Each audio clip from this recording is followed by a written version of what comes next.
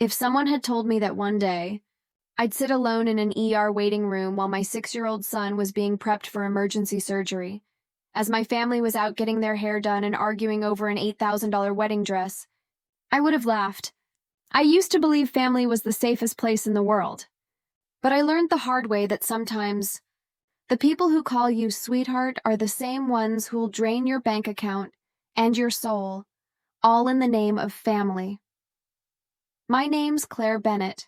I'm 32 and I live just outside of Chicago. I work in finance, and I'm a single mom to a 6-year-old boy named Noah. From the outside, my life probably looks boringly stable. A small house with a tidy lawn, a good job, and a kid who never stops smiling. But underneath that neat little picture, I live in a constant state of alertness. Because in my family, at any moment someone might decide they need my help. And by help, I mean money. There's my mom, Linda, my dad, Harold, and my younger sister, Lily. If there's one unspoken rule in the Bennett household, it's this. Lily is the sun, and the rest of us just orbit around her. I learned that lesson early. Our childhood photos tell the story better than words.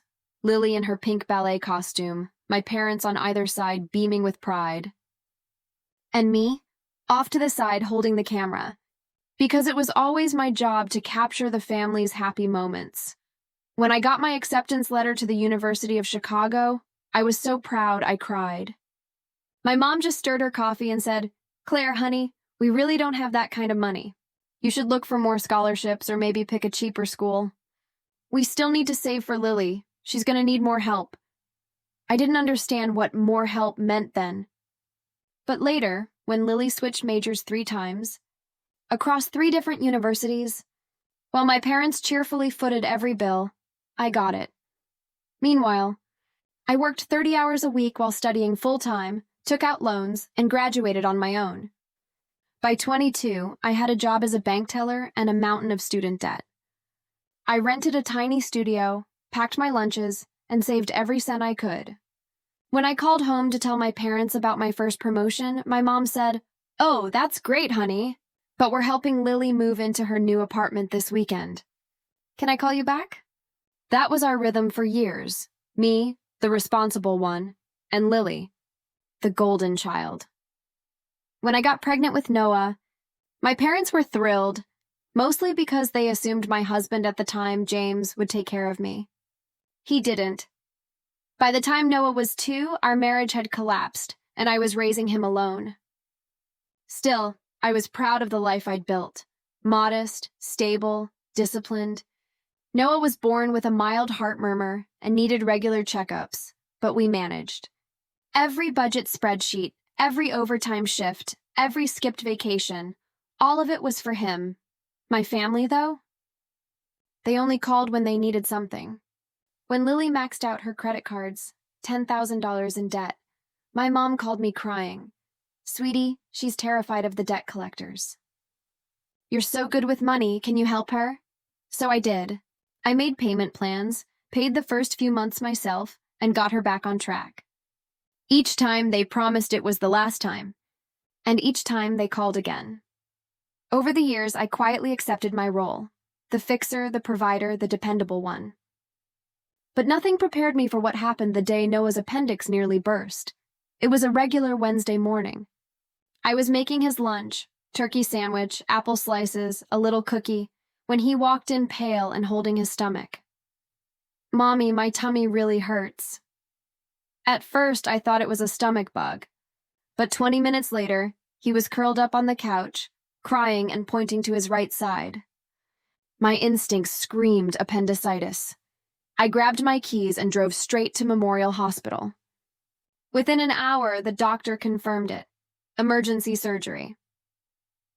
"We'll need to operate within the next 2 hours," Dr. Evans said gently. "It's routine, but he'll need to stay here for at least 2 days." My hands were shaking so badly, I almost dropped my phone as I called my mom. "Mom, Noah's about to go into surgery. Please, can you and Dad come?" There was a pause. "Oh, honey, today's my standing hair appointment, and your father was planning to clean the gutters." "Don't worry so much. Appendectomies are simple these days. I could barely breathe.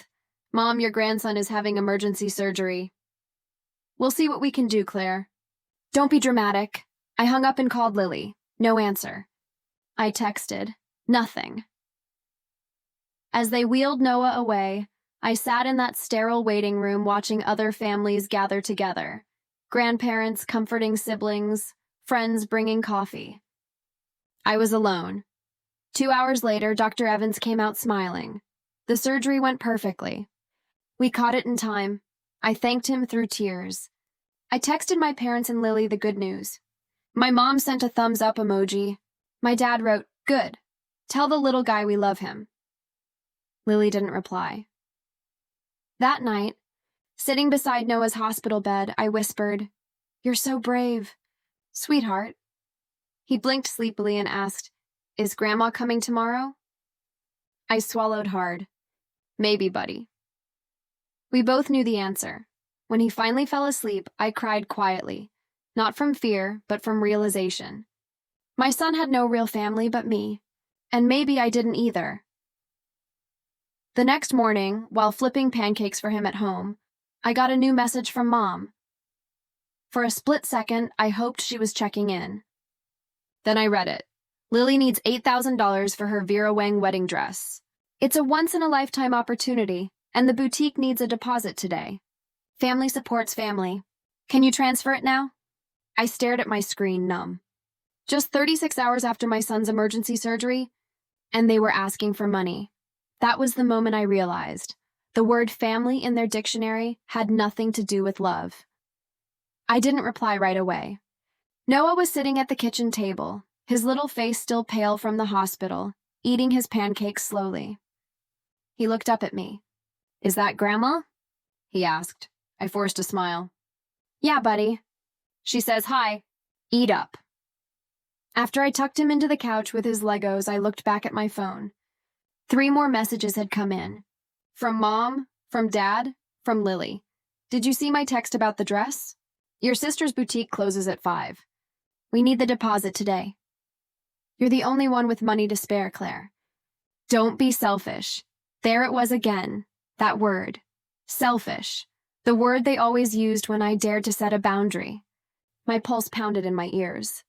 My family hadn't shown up for their only grandson's surgery, but they could send a dozen messages about a wedding dress. I remembered the emergency account I'd set up years ago when my dad got sick, a shared fund I'd opened in case they ever truly needed help. I'd deposited about $4,500 and added a bit every year. In theory, it was for medical emergencies. My stomach dropped when I logged in. Transaction after transaction. Found $50 here, $200 there, $300 again. Then, last week, and while Noah was in surgery, a $500 withdrawal. The memo line read, "Advance for dress shopping." I felt something inside me snap. I called Robert, my branch manager, one of the few people I actually trusted. I told him everything. He was quiet for a while, then said, "Claire, that's financial abuse. You need to protect yourself." He walked me through the steps. Freeze the shared account immediately. Move the funds into a new account under my name only. Create a separate education trust for Noah that no one could touch. Leave behind a message that made it clear. This cycle was over. My hands trembled, but I did it.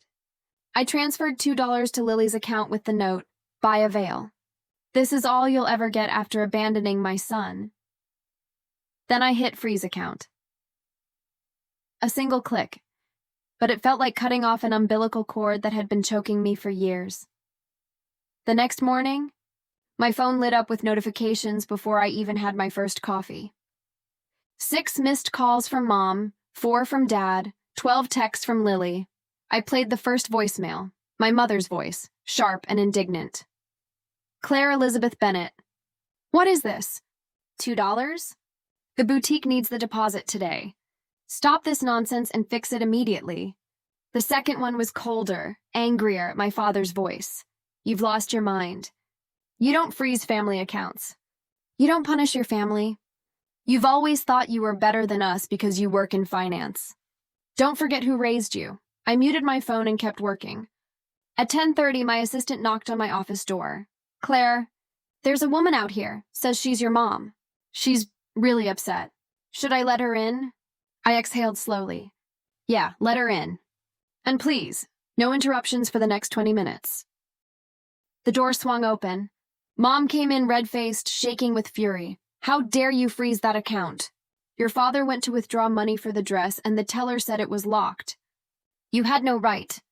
I stayed seated, calm. That account was created for real emergencies. Not weddings. Not shopping sprees, emergencies. It's family money. She snapped. It's my money, I said evenly. Money I earned to help if you or Dad got sick. Not to fund Lily's wedding, her face twisted. You're just jealous of your sister. You always have been. I laughed softly, not because it was funny, but because it was insane. Jealous? Of someone who couldn't even call when my son was in the hospital? No, Mom, I'm just done. She pointed a trembling finger at me. If you don't transfer that money back, you can forget about being part of this family. I met her eyes. Then I guess I'm an orphan now. She stormed out, slamming the door so hard that my picture frames rattled. And yet, for the first time in years, my hands stopped shaking. I was free. A few hours later, Robert called again. Just a heads up, he said. Your parents came back here. They tried to override the freeze and told the bank you were mentally unstable. They even attempted to report fraud. I closed my eyes. Of course they did. Don't worry, he said gently. The account is legally yours. But you should know when they mentioned contacting your workplace, which meant they might try to sabotage my job next. So before they could, I walked straight into my supervisor's office and told her everything.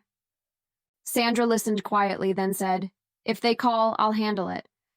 And if you need time off, you have it. Claire, you're not crazy. You're just done being used. That night, I picked Noah up from after-school care. He showed me a crayon drawing of a dinosaur flying over a rainbow. Look, Mommy, it's you and me, the flying team. I smiled. That's right, buddy. The flying team. I thought I'd finally seen the worst of it. But the next night, my father called. His voice was calm. Too calm. Claire, we're having a family meeting tonight. 7 o'clock. Our house. Dad, Noah's still recovering. Then bring him. This needs to be resolved.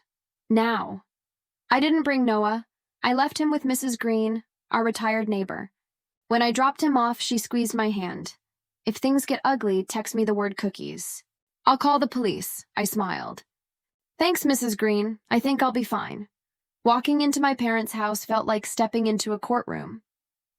Same beige walls, same fake flowers on the table, but the air was thick with tension. Dad sat in his recliner, Mom beside him. Lily was on the couch with her fiancé, Lucas. Dad gestured toward the empty dining chair opposite them. Sit down. I'll stand, I said. He frowned. You embarrassed this family. You froze our account, humiliated your mother, and made your sister lose her dream dress. I met his gaze. You mean the dress that costs $8,000? The one you wanted me to pay for, right after your grandson's emergency surgery? Lily jumped up. You always make everything about you. You don't understand how stressful planning a wedding is. No, Lily, I said quietly. What I don't understand is how you can call yourself an aunt when you couldn't. Even text to see if my son survived, Lucas. Looked at her sharply. Wait, you didn't tell me about that. It wasn't a big deal, Lily muttered. He's fine. You also didn't tell me the money was from Claire's account, he said slowly. You told me your parents were helping. Lily's face went red. The account was for family. The wedding is family business. $8,000 for a dress isn't family business, I shot back. Mom glared at me. How dare you bring this up in front of Lucas? He's marrying into the family, I said. He deserves to know what kind of people he's marrying. I opened my folder. Years of receipts and records. Over the last 10 years, I've given this family $45,000. Tuition, credit card debt, home repairs, hospital bills.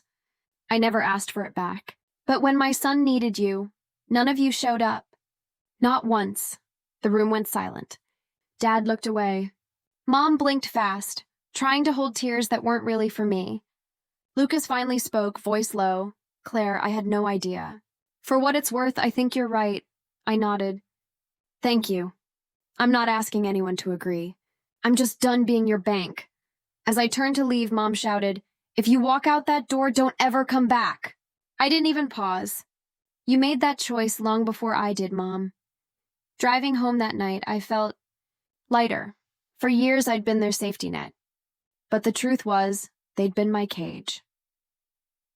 When I got home, Noah was asleep on the couch, cuddling his stuffed dinosaur. Mrs. Green had left a note. He ate cookies and watched space documentaries. Sweet dreams, Claire. I sat beside him, stroked his hair, and whispered, "It's just us now, kiddo. And that's enough." For the first time in years, I didn't feel afraid. Weeks passed. Silence. No calls. No messages. The quiet that once would have scared me now felt like peace. Noah's recovery went smoothly. His laughter filled the house again. I used some of my savings to fix the kitchen and replace the old carpet. Every improvement felt symbolic, a home that was truly ours. Then, one morning, a letter arrived. From Lily. Claire, I don't even know where to start. After that night, Lucas asked a lot of questions about our family. We postponed the wedding. I was angry, but then I realized, you were right. I didn't know Noah had surgery. I was too busy dress shopping. I can't change the past, but I want to learn how to be your sister again, if you'll let me. I read the letter twice. For the first time in forever, her words felt human.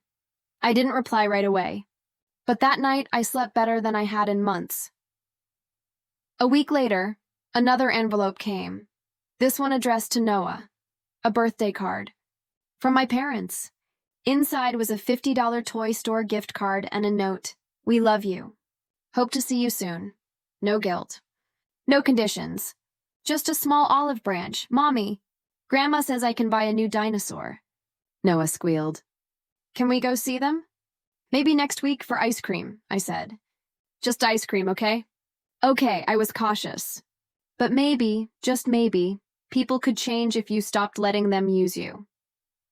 I started seeing Dr. Morgan, a family therapist who specialized in boundaries. She said something that stuck with me. In every family system, someone gets cast as the rescuer. When the rescuer steps away, the whole system shakes. But that's how new patterns are born. She was right. I hadn't just frozen a bank account. I'd broken a generational script. One evening, Noah was coloring at the kitchen table.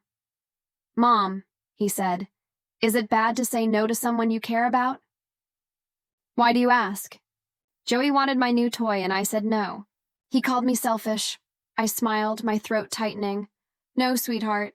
Saying no doesn't make you bad. It means you know what's right for you." He nodded thoughtfully. "That's what you did with Grandma, huh?" I laughed softly. "Yeah, buddy. That's what I did." That summer, we took our first real vacation. No family obligations, no guilt trips. Just me and Noah at the beach, building sandcastles and chasing waves. I watched him run, sunlight on his hair, and realized freedom isn't loud or dramatic. It's quiet. It's peace. Later, Lily emailed again. She said she and Lucas were getting married after all. A small ceremony, 20 guests, no designer dress. She wrote, "I'm not asking for forgiveness. I just hope one day you and Noah can be there." I replied simply, "Thank you for starting over." The door's not closed, just opening slowly. On Noah's next birthday, Mom called on video. Her face looked older, softer. "Claire," she said quietly, "I'm sorry. I didn't understand before. I thought you'd always be there to fix everything." "I know, Mom," I said. "But fixing everything isn't love," she cried. I didn't. But when the call ended, I felt something unclench in my chest. Maybe this was what healing looked like. Imperfect, but possible. "Mom," Noah asked later, "is Grandma still mad?" "No, baby. She's just learning how to love the right way." That night, I sat on the porch under a sky full of stars, thinking about all the years I spent trying to earn love by giving until there was nothing left. Now I know love isn't something you buy or owe. It's something you build with boundaries and respect. Noah came out, wrapped in his blanket. Mom, when I grow up, I'll never let anyone make you sad. I kissed his forehead. You don't have to protect me, sweetheart. Just protect yourself. Saying no when you need to. That's real love. We went back inside. For the first time in my life, I didn't feel alone. Because among all the people who use the word family like a weapon, I'd finally learned what it actually meant. Family isn't who demands from you. It's who stands beside you when the world falls apart, even if that family is just you and your child. And sometimes the strongest act of love is saying no.